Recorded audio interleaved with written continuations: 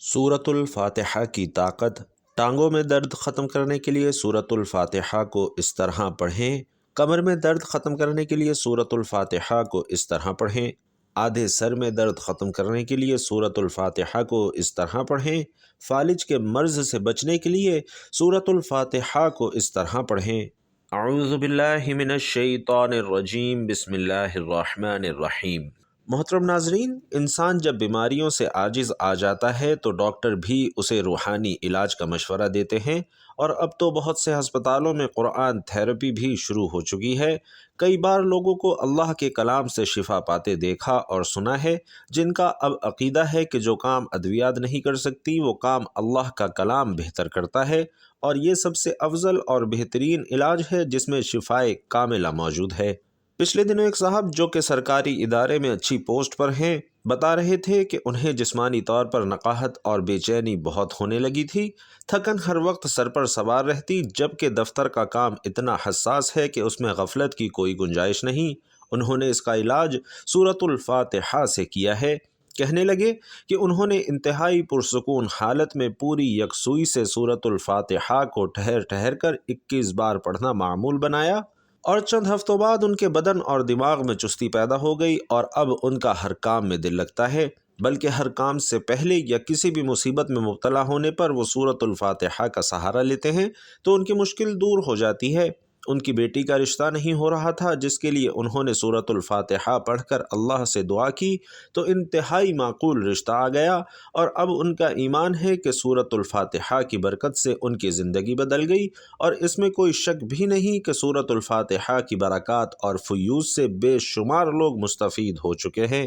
ناظرین، سورۃ الفاتحہ سے شفا کے بارے میں صحیح بخاری میں ایک جامع حدیث موجود ہے جو یوں بیان کی گئی ہے کہ حضرت ابو سعید خدری رضی اللہ تعالی عنہ نے بیان کیا کہ ہم ایک فوجی سفر میں تھے۔ ہم نے ایک قبیلے کے نزدیک پڑاؤ کیا تو ایک لونڈی آئی اور کہا کہ قبیلے کے سردار کو بچھو نے کاٹ لیا ہے اور ہمارے قبیلے کے مرد حضرات موجود نہیں ہیں، کیا تم میں سے کوئی بچھو کا جھاڑ پھونک کرنے والا ہے؟ ایک صحابی خود حضرت ابو سعید خدری رضی اللہ تعالی عنہ اس کے ساتھ کھڑے ہو گئے۔ صحابہ کہتے ہیں کہ ہمیں معلوم تھا کہ وہ جھاڑ پھونک نہیں جانتے، لیکن انہوں نے قبیلے کے سردار کو جھاڑا تو اسے صحت ہو گئی۔ اس نے اس کے شکرانے میں 30 بکریاں دینے کا حکم دیا اور ہمیں دودھ پلایا۔ جب وہ جھاڑ پھونک کے واپس آئے تو ہم نے ان سے پوچھا کہ کیا تم واقعی کوئی منتر جانتے ہو؟ انہوں نے کہا، نہیں، میں نے تو صرف سورۃ الفاتحہ پڑھ کر اس پر دم کر دیا تھا۔ ہم نے کہا، اچھا، جب تک ہم رسول کریم صلی اللہ علیہ وسلم سے اس کے متعلق نہ پوچھ لیں، ان بکریوں کے بارے میں اپنی طرف سے کچھ نہ کہو۔ چنانچہ ہم نے مدینہ پہنچ کر حضور صلی اللہ علیہ وسلم سے ذکر کیا تو اب صلی اللہ علیہ وسلم نے فرمایا کہ انہوں نے کیسے جانا کہ سورۃ الفاتحہ منتر بھی ہے؟ جاؤ، یہ مال حلال ہے، اسے تقسیم کر لو اور اس میں میرا حصہ بھی لگانا۔ تو محترم ناظرین، نماز میں سورۃ الفاتحہ کی قرأت فرض ہے، اور یہ اس کا ضروری رکن ہے جس کے ترک کرنے سے نماز باطل ہو جاتی ہے۔ تمام قرآن میں سے صرف اسی سورت کو نماز میں بطور رکن کے مقرر کیا گیا اور باقی قرأت کے لیے اختیار دیا گیا کہ جہاں سے چاہو پڑھ لو۔ اس کی وجہ یہ ہے کہ سورۃ الفاتحہ پڑھنے میں آسان، مضمون میں جامع اور سارے قرآن کا خلاصہ اور ثواب میں سارے قرآن کے ختم کے برابر ہے۔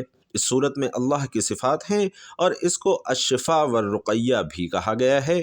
حدیث مبارکہ میں ہے کہ حضور صلی اللہ علیہ وسلم نے فرمایا کہ سورۃ الفاتحہ ہر بیماری کے لیے شفا ہے۔ حضور اکرم صلی اللہ علیہ وسلم کے عہد مبارک میں ایک موقع پر ایک صحابی نے ایک سانپ ڈسے شخص پر اس صورت سے دم جھاڑا تو اسے شفا ہو گئی۔ حضرت ابی بن کعب رضی اللہ تعالی عنہ سے مروی ہے کہ ایک دیہاتی نے حضور صلی اللہ علیہ وسلم سے عرض کی کہ حضرت، میرے بیٹے کو تکلیف ہے۔ آپ صلی اللہ علیہ وسلم نے پوچھا، کیا تکلیف ہے؟ تو اس نے کہا کہ اسے آسیب ہے۔ آپ صلی اللہ علیہ وسلم نے فرمایا کہ اسے میرے پاس لے آؤ۔ چنانچہ وہ لے آیا تو آپ صلی اللہ علیہ وسلم نے اسے اپنے سامنے بٹھایا اور اس پر سورۃ الفاتحہ اور دیگر آیات سے دم کیا تو وہ لڑکا اٹھ کھڑا ہوا، گویا اسے کوئی تکلیف ہی نہ تھی۔ سورۃ الفاتحہ کو کثرت سے پڑھنا ثواب بھی ہے، اور اللہ کی رضا سے بلا شبہ یہ ہر مسئلے کا حل بھی ہے۔ روزانہ اول و آخر درود پاک صلی اللہ علیہ وسلم کے ساتھ सूरतुल फातिहा 11 बार पढ़ने वाले रूहानी तौर पर इंतहाई मजबूत हो जाते हैं और बेशुमार अमराज से बच जाते हैं। हुजूर अकरम सल्लल्लाहु अलैहि वसल्लम ने फरमाया कि हक़ ताला ने फरमाया है कि नमाज यानी सूरतुल फातिहा मेरे और बंदे के दरमियान 2 हिस्सों में तकसीम की गई है, निसफ़ मेरे लिए है और निसफ़ मेरे बंदे के लिए, और जो कुछ मेरा बंदा मांगता है वो उसको दिया जाएगा। फिर रसूलुल्लाह सल्लल्लाहु अलैहि वसल्लम ने फरमाया कि बंदा जब कहता है अल्हम्दुलिल्लाहि रब्बिल आलमीन तो अल्लाह फरमाता है कि मेरे बंदे ने मेरी हम्द की है, और जब वो कहता है अर्रहमानिर रहीम तो अल्लाह फरमाता है कि मेरे बंदे ने मेरी तारीफ़ और सना बयान की है। जब बंदा कहता है मालिकी यौमिद्दीन तो अल्लाह फरमाता है कि मेरे बंदे ने मेरी बुज़ुर्गी बयान की है। और जब बंदा कहता है इय्याका नअबुदु व इय्याका नस्तईन तो अल्लाह फरमाता है कि ये आयत मेरे और मेरे बंदे के दरमियान मुश्तरक है, क्योंकि इसमें एक पहलू हक़ ताला की हम्द और सना का है और दूसरा पहलू बंदे की दुआ और दरख्वास्त का। इसके साथ ये भी इरशाद हुआ कि मेरे बंदे को वो चीज़ मिलेगी जो उसने मांगी है। फिर जब बंदा कहता है इहदिनस सिरातल मुस्तकीम सिरातल लज़ीना अनअमता अलैहिम गैरिल मग़ज़ूबि अलैहिम वलद्दाल्लीन तो हक़ ताला फरमाता है कि ये सब मेरे बंदे के लिए है और उसको वो चीज़ मिलेगी जो उसने मांगी है। नाज़रीन, एक मरतबा रसूल अलैहिस्सलातु वस्सलाम तशरीफ़ फरमा थे और सहाबा कराम भी काफ़ी तादाद में आप सल्लल्लाहु अलैहि वसल्लम की खिदमत अक़दस में बैठे हुए थे। रसूल अलैहिस्सलातु वस्सलाम ने फरमाया कि अल्लाह ने मुझे बहुत सी नेमतें अता फ़रमाई हैं जो कि मुझसे पहले किसी पैगंबर को नहीं दी गई। फिर फरमाया कि मैं बैठा हुआ था कि जिब्राईल अलैहिस्सलाम ने आकर कहा कि अल्लाह का हुक्म है कि मैंने आपके पास जो किताब भेजी है उसमें एक सूरत है कि अगर वो तौरात में होती तो हज़रत मूसा अलैहिस्सलाम की उम्मत में से कोई शख्स गुमराह ना होता, अगर इंजील में वो सूरत होती तो कोई ईसाई बुत परस्त ना होता, अगर ज़बूर में वही सूरत होती तो कोई शख्स हज़रत दाऊद अलैहिस्सलाम की उम्मत से गनी ना बन पाता। ये इसलिए भेजी गई ताकि इसकी बरकत से आप सल्लल्लाहु अलैहि वसल्लम की उम्मत अल्लाह की मदद हासिल करे और क़यामत के दिन जहन्नम के खौफ से और अजाब से खलासी पाए।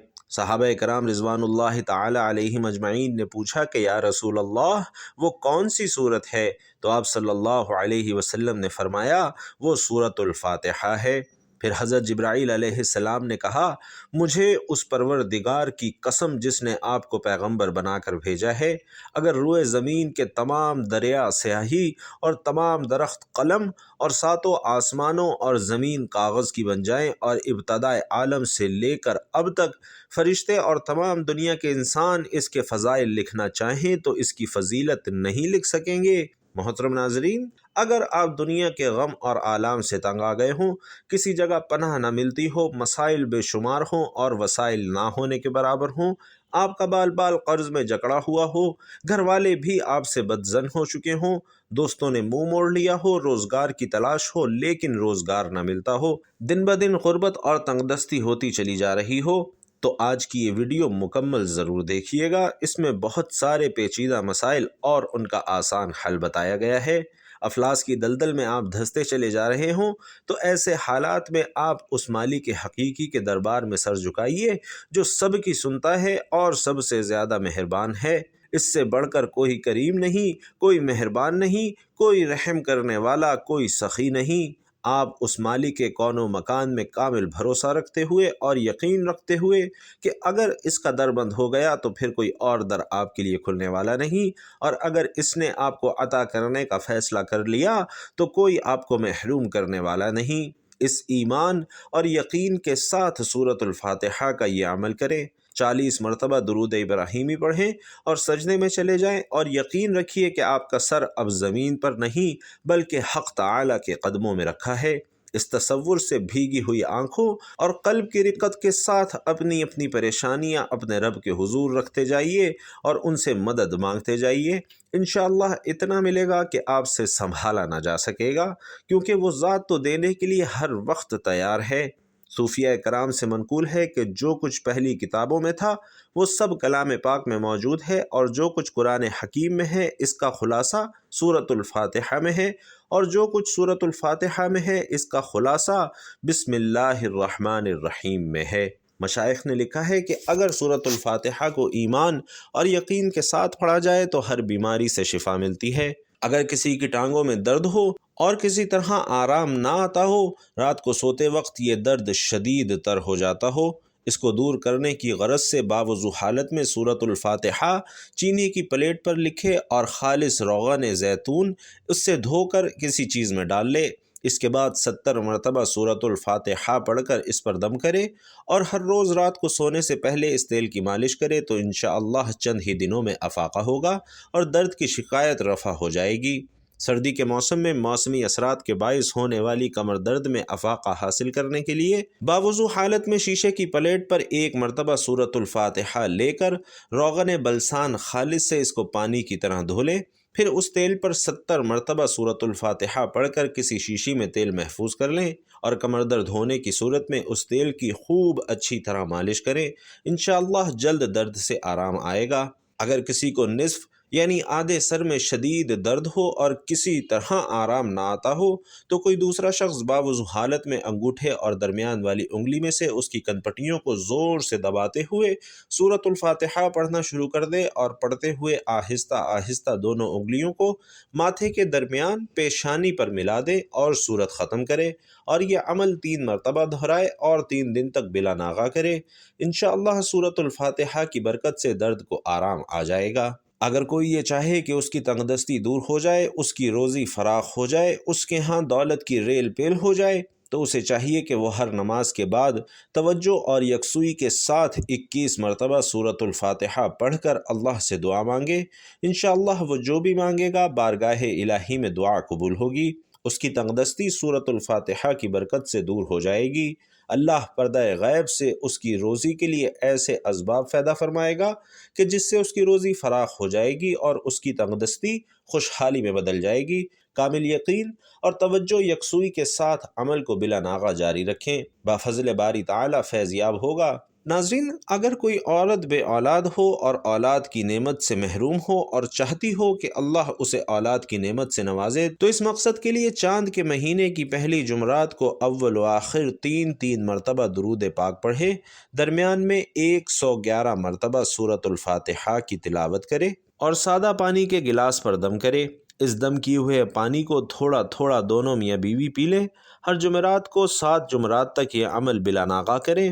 کسی بھی جمعرات کو ناغہ نہ کریں تو انشاءاللہ اس عورت کو جلد حمل قرار پایا جائے گا اور وہ اولاد کی نعمت سے سرفراز ہوگی۔ خاوند کو راہ راست پر لانے کے لیے کہ اگر کسی کا خاوند بری عادات کا شکار ہو کر راہ راست پر نہ آتا ہو، گھر میں ہر وقت لڑائی جھگڑا رہتا ہو، تو ایسی صورت میں چاہیے کہ 11 مرتبہ سورۃ الفاتحہ پڑھ کر پانی پر دم کریں اور ہر روز خاوند کو وہ پانی پلائیں تو انشاءاللہ سورۃ الفاتحہ کی برکت سے بھٹکا ہوا خاوند راہ راست پر آ جائے گا اور اس کی بری عادتیں چھوٹ جائیں گی اور وہ نیکی کی راہ پر گامزن ہو جائے گا۔ بگڑے ہوئوں کو راہ راست پر لانے کے لیے سورۃ الفاتحہ بہت جلد اپنا اثر دکھاتی ہے۔ ناظرین، جس بچے کو بہت زیادہ نظر بد لگتی ہو، ہر روز کسی نہ کسی کی نظر بد کا شکار ہو جاتا ہو، تو آپ کو چاہیے کہ باوضو حالت میں سورۃ الفاتحہ لکھ کر تعویذ میں محفوظ کر کے بچے کے گلے میں ڈال دیں تو انشاءاللہ بچہ نظر بد سے محفوظ رہے گا۔ اگر کسی بچے کو نظر بد ہوئی تو اسے بھی دم کر دیں، بفضل باری تعالی نظر بد اتر جائے گی اور بچہ بالکل ٹھیک ٹھاک ہو جائے گا۔ فالج کے مرض میں مبتلا افراد کے لیے سورۃ الفاتحہ اکسیر کی حیثیت رکھتی ہے۔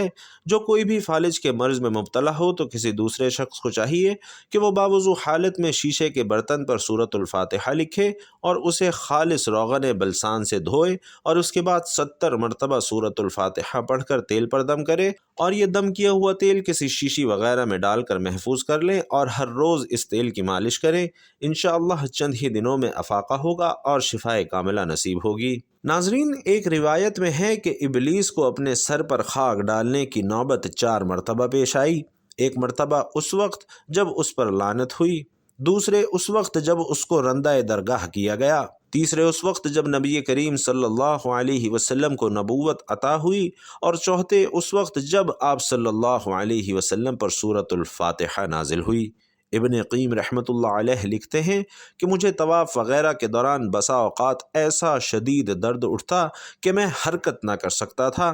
میں ایسی کیفیت میں فوری طور پر سورۃ الفاتحہ پڑھ کر درد والی جگہ پر ہاتھ پھیرتا تو درد ایسے رفو ہو جاتا جیسے تھا ہی نہیں، اور میں نے اس چیز کا تجرباتی مشاہدہ کئی بار کیا ہے۔